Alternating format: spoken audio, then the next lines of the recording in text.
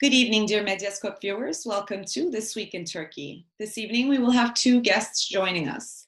First, journalist Şebnem Arsu will be with us to speak about the conversion of Hagia Sophia into a mosque. We will also be talking about Turkey 4 years after the failed coup attempt of July 15, 2016. Then, journalist Emre Kızılkaya will be joining us to speak about his recent article on Google's Turkey policies and how these policies impact vulnerable communities as well as Turkey's news ecosystem.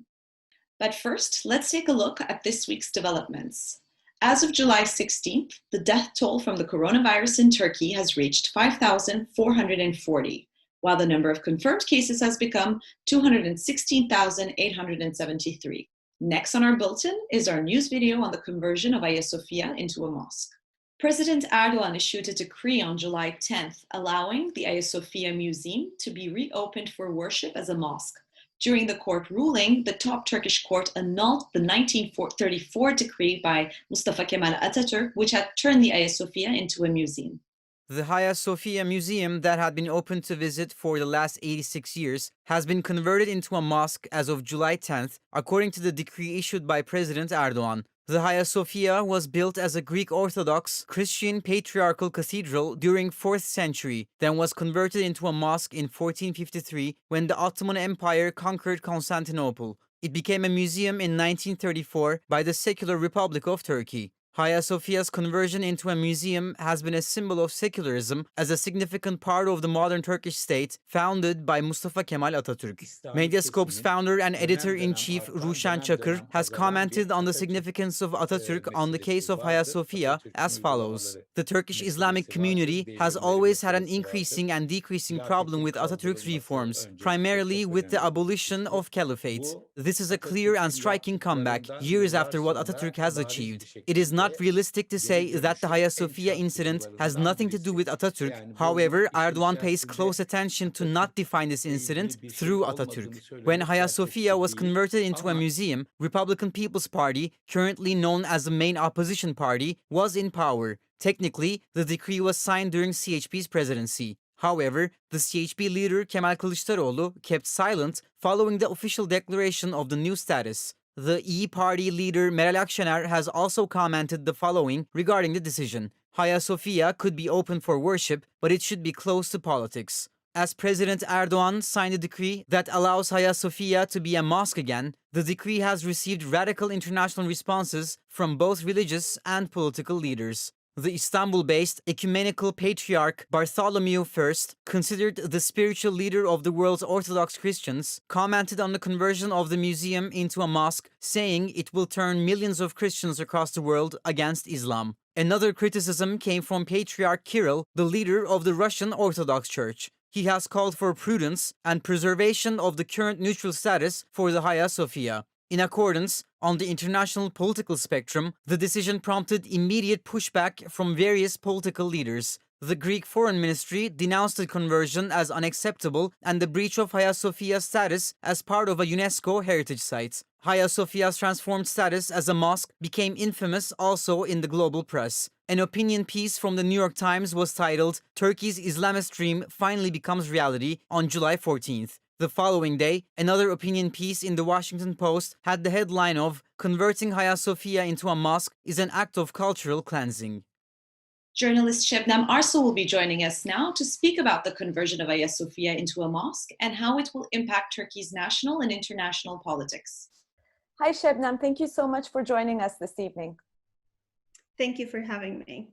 So considering the hectic agenda Turkey has at the moment, whether it's managing the pandemic or unemployment issues, economic problems, the multiple bar associations bill and so forth, how do you see the timing of this decision? And what type of message is Erdogan sending out there, especially to the non-Muslim communities in Turkey in light of the Islamic conquest authority he had?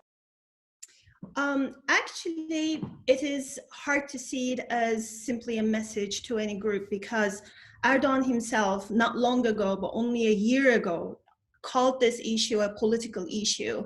Remember, he was at a rally and there were chants from the public calling for the conversion of Hagia Sophia Museum into a mosque, where he said, "Don't be fooled by this trick. We shouldn't be, tricked by these plots.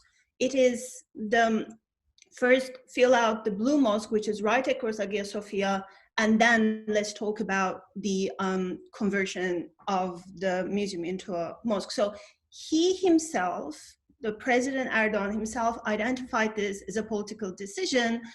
Therefore, it is hard to strip this from its political framework and see it as a message to any group.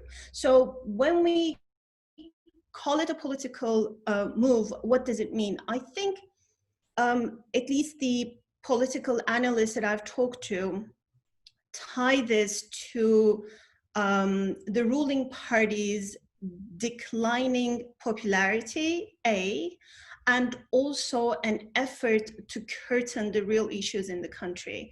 Mind you, there are public surveys in Turkey that show the majority of the people calling economy as a primary issue right now. When we say economy, of course, Turkey has always had an economic issue on the side, but many analysts or economists underline that today's crisis is nothing compared to what we had in the past, is approaching, and the indicators are not in a way to highlight that this is something temporary. They say that the economic situation right now in Turkey is getting worse, and of the ruling party, in order to let's say minimize the reactions or minimize the talk, brought up this golden card, which is Hagia Sophia, because as you would remember, this is not the first time that we're talking about Hagia Sophia. For over the years, so many times, especially the fringe ultranationalist groups been asking for this move, and it never happened. So for many people, this was a card kept by the ruling party to put on the table at the right time.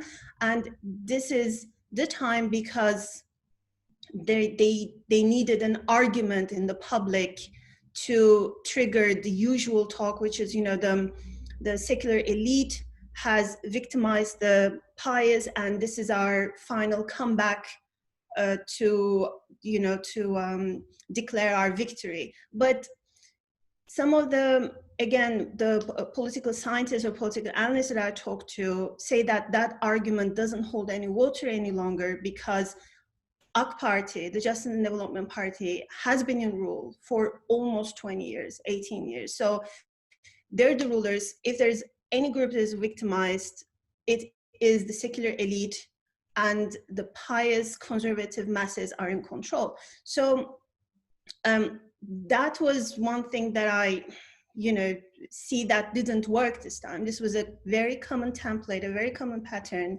that did not work in the Hagia Sophia issue. And CHP in that respect played completely different this time, surprised many people by saying that I think it was Faik Öztürk from CHP who openly said, well, if your intention is to convert the museum into a mosque, you don't need to have a court decision, just have a presidential decree and turn it into a mosque. So there was this non-confrontational attitude that killed the argument in the public sphere. And now that it's been days that Hagia Sophia has turned into a mosque, world hasn't collapsed. In Turkey, as far as I can see, there are not huge demonstrations, there are not huge discussions, and it's over now. And maybe, so one, let's say the value of Hagia Sophia at home didn't prove to be as high as the ruling party anticipated, many say.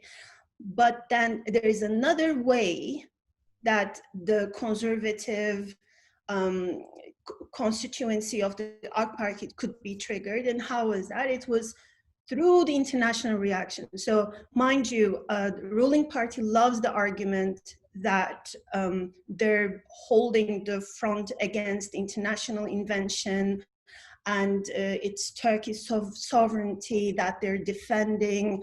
And because it's, remembering Gezi Rise, it was presented as a plot by the international interest group. So there's always this let's say, image of the government defending Turkey against the invading powers. So maybe that could be one tangible angle in this entire episode that could be popularized by the ruling party, because we see louder reactions outside Turkey about Hagia Sophia. I think there was a recent report, I read it in Nikkei this morning, that Ankara has came up with a number of countries that supported Turkey's decision and not supported Turkey's decision.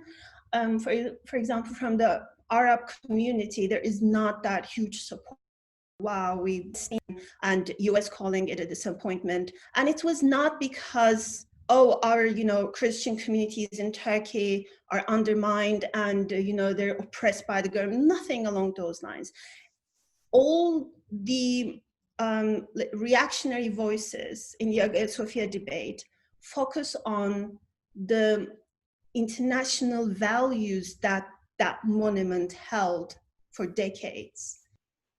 So when we look at the international reactions, when we look at the reactionary voices about the conversion of Hagia Sophia Museum into a mosque, you don't hear, especially those coming from the West, from predominantly Christian communities. It's not about, oh, Christianity is being attacked, oh, our Christian communities are undermined in Turkey. It's nothing as such.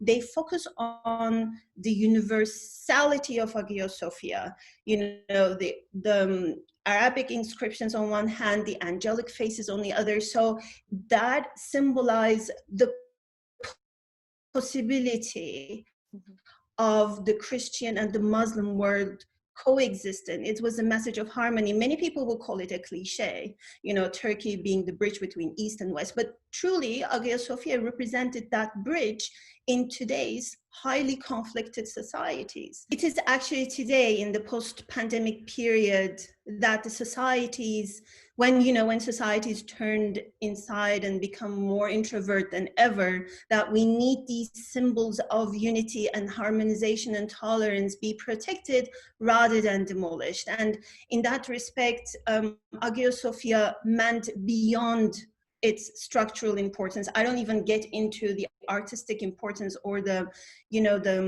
what art historians would underline. I don't even get into that, but simply, purely the cultural and social importance that's been attributed to Hagia Sophia be preserved could have, made the government earn much more out of this conflict than today becoming a mosque again. Thank you, Şebnem, so much for your assessment. Now let's take a look at our next news video, and we'll be back with Şebnem Arsu to speak about Turkey 4 years after the failed coup attempt. On July 15th, President Erdogan gave an address to the nation's speech to mark the 4th anniversary of the failed 2016 coup attempt.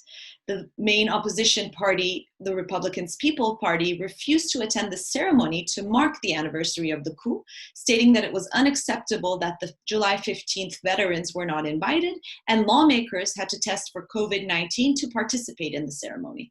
In his speech, Erdogan praised those who went out on the streets on the night of the attempted coup to resist the soldiers. Sometimes a single hero changes the fate of the whole nation. On July 15, millions of heroes emerged from all corners of our country and left a mark on the nation's future, he said. Further, President Erdogan has likened the thwarting of the coup attempt to the conquest of Istanbul, saying that the takeover bid was a breaking point. July 15 is a historical breaking point. It wasn't an ordinary coup attempt. What happened in the Battle of Manzikert happened on July 15. What happened in the conquest of Istanbul happened on July 15. What happened in the War of Independence happened on July 15. CHP leader Kemal Kılıçdaroğlu released a message to mark the 4th year anniversary. We will never forget our 251 martyrs who lost their lives for democracy, just like we won't forget those who allowed FETÖ infiltration into the state, Kılıçdaroğlu said on Twitter. The CHP also refused to attend the ceremony to mark the anniversary of the coup attempt, stating that it was unacceptable that the July 15 veterans were not invited and lawmakers had to test for COVID-19 to participate in the ceremony.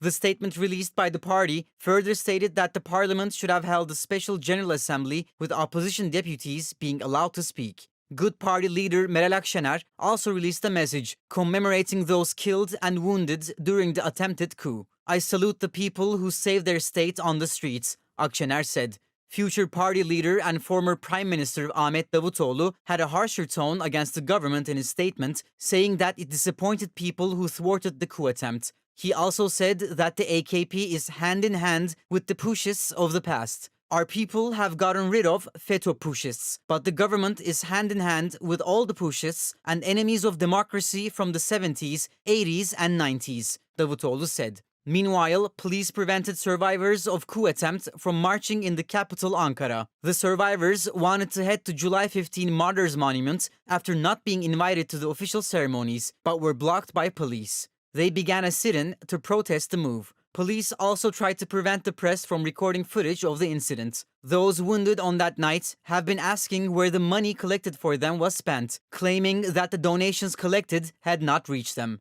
The coup attempt, widely believed to have been orchestrated by US-based Islamic preacher Fethullah Gülen, began at around 9 p.m. and was thwarted the next day, mainly with the efforts of the people who poured to the streets upon President Erdogan's call. Over 300 people died and scores of others were wounded when confronting coup soldiers on the streets. Turkey marks July 15 as Democracy and National Unity Day, with events nationwide to commemorate those who were killed when resisting pushists. A number of structures and public spaces were renamed in the immediate aftermath of the coup bid, most notably Istanbul's Bosphorus Bridge becoming the July 15 Martyrs Bridge.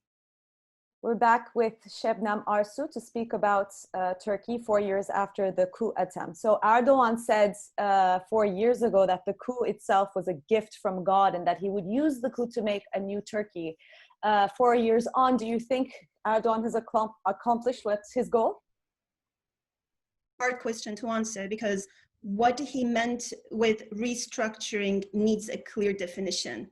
If restructuring has been what he had in mind is dragging Turkey away from its democratic ideals, we can discuss that. Whether restructuring would have meant lessening the state control over people or strengthening the civilian governance in Turkey. Because when there's a coup, what do you expect?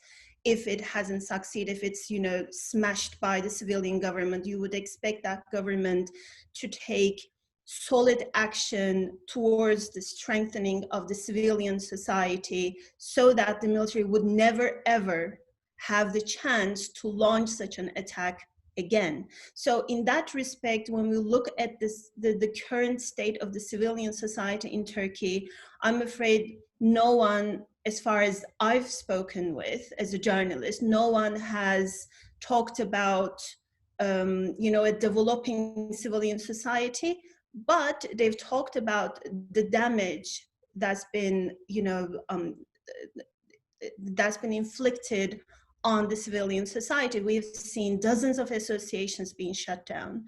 We've seen dozens of journalists being investigated, and some of them ended up in jail, who are still in jail. When we look at the number of sacked or suspended civilian servants, there is still an ongoing commission looking at their appeals processes. I have a number of figures actually issued by the Inquiry Commission of the Emergency State, the Inquiry Commission on the State of Emergency Measures. So the Commission said that by March 2020, there were 132,000 measures being in place, 125,678 were about dismissals from public service, and 122,715 of these people applied as of January to reclaim their position, meaning they believe that they were removed from office on unjust basis. So when you look at the criteria that the Commission has taken into consideration in evaluating these cases, for example, you see use of Bilog, this encrypted messaging service that was allegedly used by members of the Fethullah Gülen network, which is now in Turkey clustered as a terror group, but nowhere else, despite constant efforts of Ankara.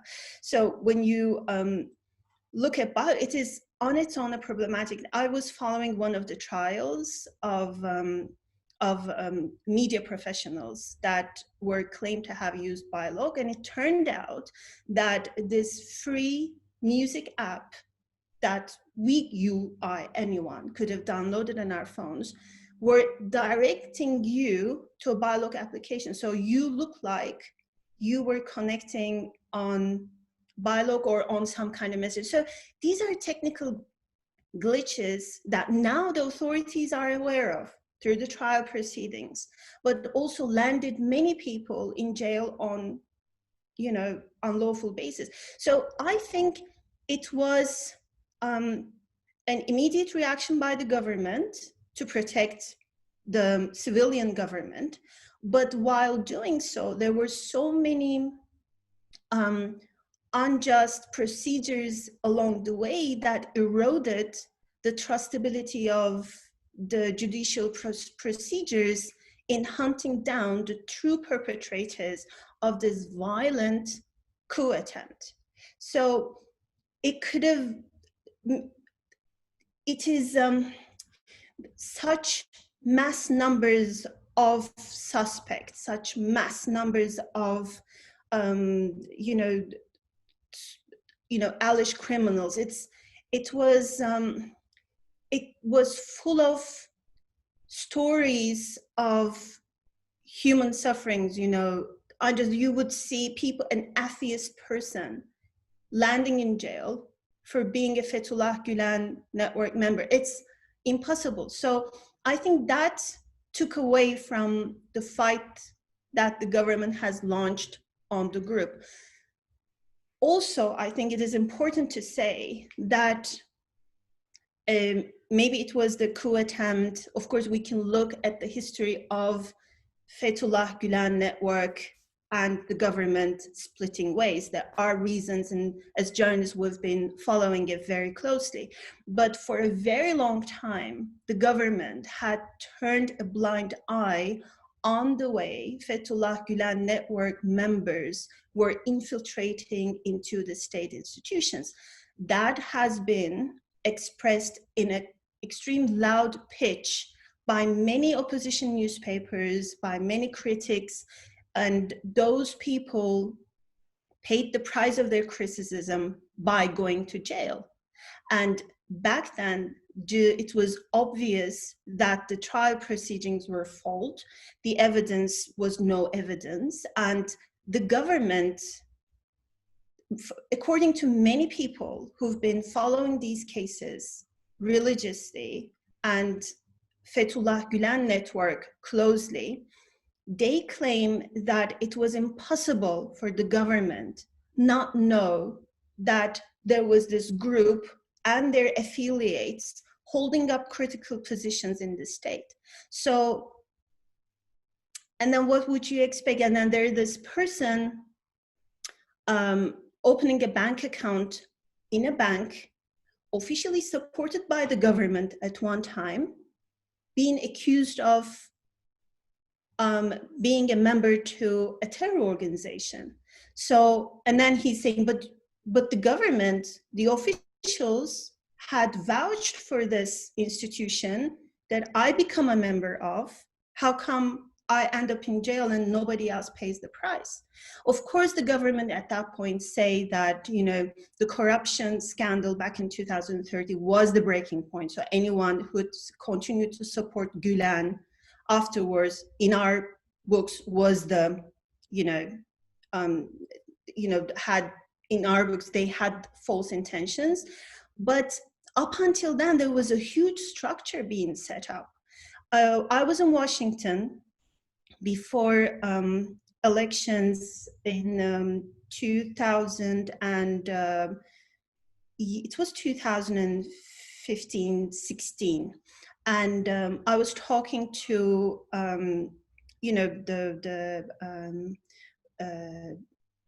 let's say, think tanks from the foreign ministry, as we'll call it.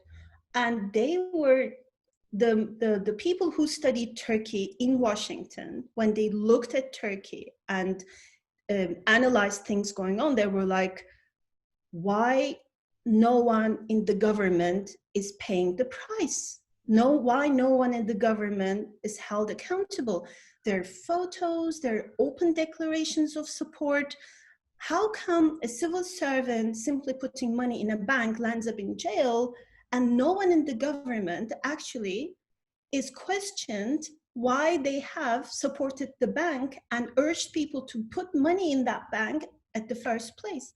Furthermore, I've also been told that there have been instances that the Turkish diplomats would hold talks in Washington, and in many cases, the representative of Fethullah Gülen organization or network will be, accompanying these visits in person. So you go to these visits and you make an appearance with members of this network in Washington and expect few months or maybe 2 years later, Washington to believe that those people were actually terrorists. So there is seriously something lost in translation between Washington and Ankara, and I don't think it has eased since I last been there, that needs to be corrected. It's this, of course, extradition of Fethullah Gülen is a completely separate issue to go into, but I think one should consider the image of the Turkish government leading this one-to-one investigations on the network at home, having a reflection outside Turkey. You cannot call everyone a terrorist. It then takes away from your credibility when you call a terrorist, a real terrorist, a terrorist. A journalist a terrorist, a writer is a terrorist, a professor is a terrorist. Then when we look at the true perpetrators of this horrendous crime of attempting to overthrow a civilian government, so it is then becomes hard to explain that those are the right procedures, whereas there's a whole confusion in the way that the government is handling this hunt down. And I guess that also explains why the public knows so little about the trials, because nothing has been made public. And as soon as one starts questioning and asking for the answers to what really happened, then, as you say, they become lumped into this group as terrorists and immediately shut down in some way. Yeah, again, we're, as reference to how we started, if the restructuring that President Erdogan has said in the beginning had to do with strengthening of democracy, civilian rule in Turkey, we should have allowed more space and platform to discuss what happened on the day and during the period leading up to that date, so that the society would be more cautious and more alert in future in face of a similar attack. But not speaking, not allowing people talk about this, create more suspicion and anxiety and a big bubble in which conspiracy theories, run one after another. That is not healthy for Turkey's future democracy. Şebnem Arsu, thank you so much for your comments and for joining us this evening. Thank you for having me. 7 security personnel were killed after their reconnaissance plane crashed in a mountain in the eastern province of Van. The plane crashed at an altitude of 2,200 meters on Mount Artos. Our teams have informed us that we have lost 7 heroes. 2 of them are the pilots. Süleyman Soylu told reporters. The aircraft took off from Van Ferit Meran Airport at 9:35 p.m. local time. The minister said the pilots contacted the tower for the last time when they were around the Başkale district at 9:32 p.m. At around 9:45 p.m., radar and communication were completely lost, he added. The 2015 model plane was missioned for reconnaissance and surveillance in Van and Hakkari provinces since Monday, said Soylu. Our second guest this evening is Emre Kızılkaya. Emre is the Vice President of the International Press Institute's National Committee in Turkey and the project editor for journo.com.tr, a nonprofit platform for the country's next generation journalists. He was selected as the Digital Journalist of the Year by the Turkish Journalists Association in 2018 and studied media sustainability as a night visiting Nieman Fellow at Harvard University in 2019. He's joining us this evening to speak about his recent article on the influence of Google's policies on Turkey's news ecosystem. Good evening, Emre. Thank you so much for joining us. Thanks for having me. So in your article on the impact of Google's policies on the news ecosystem in Turkey, you provide striking examples which really demonstrate how Google is passively fueling partisan media outlets. In one of your examples, you Google searched the word Jew, for example, and the top result selected by Google's algorithm is a column from Yeni Şafak, a blatantly anti-Semitic text saying that Jews rule the world and they are coming for us, and us as the flag bearers of Islam, we have to resist them. In case our viewers are unaware also, Yeni Şafak has already had a poor track record as a trusted content provider. And this shouldn't be a surprise for Google, and yet this is the situation. So where is the problem originating from? Is it a problem relating to Google's algorithm in Turkey? I think so. I think that there are two main problems related to Google's activities in Turkey. The first problem is based on the fact that Google behaves as if everything in the Turkish news ecosystem is still the same, which means that favoring the mainstream media organizations of the past times is still valid in Turkey if you want to provide the public with a diverse set of views. But this is not true. This may be true in some other countries, like perhaps in the United States or the United Kingdom or some European countries, where mainstream news organizations still has such a function of trying to fulfill the demand from a large public base. In Turkey, on the other hand, most of the mainstream news organizations have been kind of seized by the government in indirect or direct ways. Some of them had been bought off by political allies of the ruling party, and some of them have been pressured into shutting down or some other way. So the problem here in Turkey, first of all, is that the mainstream media, or what we can call the central media in Turkish, is now not a place that you can find a lot of different opinions, but it's a place that you can mostly find partisan content, highly partisan content. So this is one reason behind the change, I think. The second problem is that Google does not enforce its international quality standards in Turkey at the moment. It can be seen from their practice in the examples that I listed in my article, because you see that, for instance, these older mainstream media organizations that are now controlled by the government in indirect or direct ways are targeting fragile communities like the LGBT community, like the Jewish community of Turkey, with hate speech, with disinformation. They are showing critical journalists as legitimate targets to incite hatred and violence. And Google ranks their content on top. When you are searching for a particular journalist, a critical journalist, a popular one in Turkish, Google ranks the hate speech as the first result, because it comes from these news organizations, that is so-called the former mainstream news organizations. So in order to provide a better information diet to the Turkish public, Google needs to reassess its functioning of the algorithm in Turkish, but at the same time it needs to urgently enforce its international quality standards, which says that Google should highlight trusted content, authoritative content.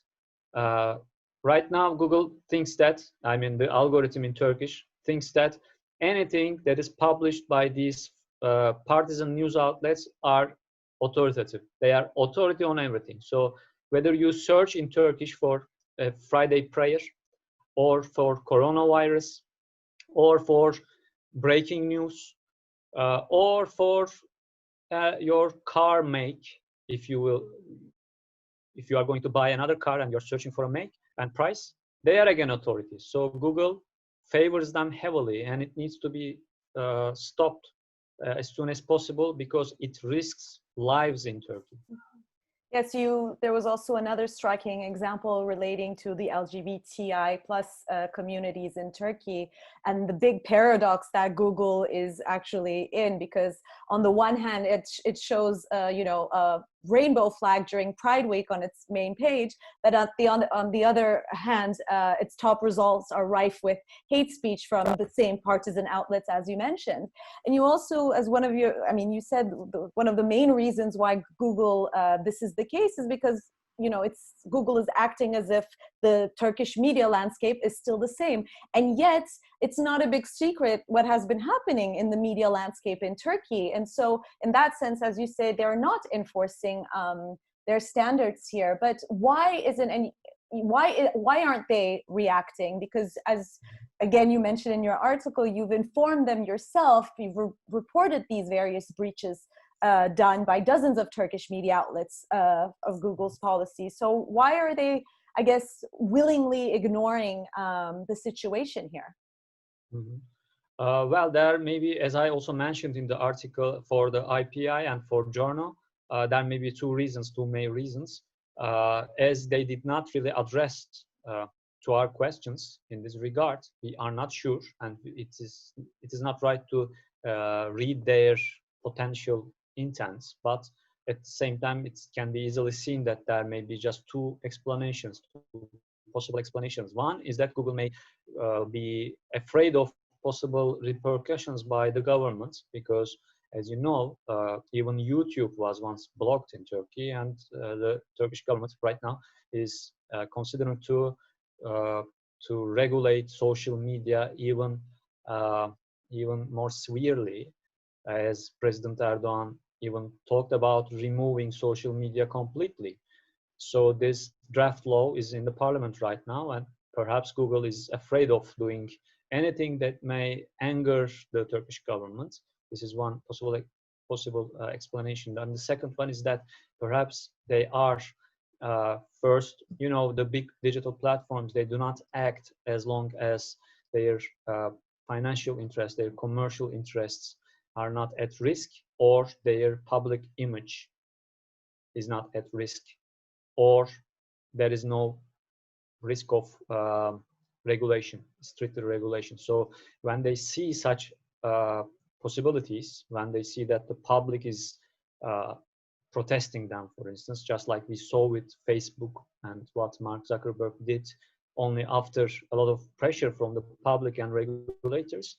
So the same thing may happen with Google in Turkey as well, as they are earning a lot of money from the back of these disinformation sources in their Turkish language results, as they are selling a lot of enterprise Google products to these companies, these pro-government companies. They may not, break the wheel which is revolving right now. Why should they? Obviously, there could be political repercussions, and as you say, there are these commercial interests as well. But it's not only a matter of turning a blind eye, because Google also actively supports these government mouthpieces. In your article, you mentioned that Google selected the tech department of the Demirören Media Group as the only Turkish applicant to be funded by the GNI Innovation Fund, which is a tool aimed to fight misinformation and support local journalism outlets. And so in that sense, this is really an appalling decision. What do you make of this active support? Yes, I think the problem about their search results and their ad tech platforms, the way that they do not still prevent these disinformation on these platforms can still be explained in some way. Perhaps you may say that Google is is a big company. They are slow to react, and the Turkish media landscape has changed so quickly that Google did not adapt yet. It's explainable in some way, but the GNI Innovation Fund, the GNI funds awarding of that fund to a partisan outlet in Turkey, which is a very close to the president, is not explainable in that way. It can only be explained by some other ways, like Google, although it is a gigantic company, perhaps they don't know a lot about Turkey, which is my impression after I talked to several sources inside Google. I think the main reason was that they were not aware, at least the jury of that jury were not aware about the potential public repercussions after awarding that to such a company. And they try to justify it by saying that I mean, this is all about internal stuff there, but I believe that that was not intentional, but at the same time, it is still something that they should apologize to the Turkish public, even if they don't know enough about the Turkish media landscape regarding that jury decision. They still owe an apology to the Turkish public because of that.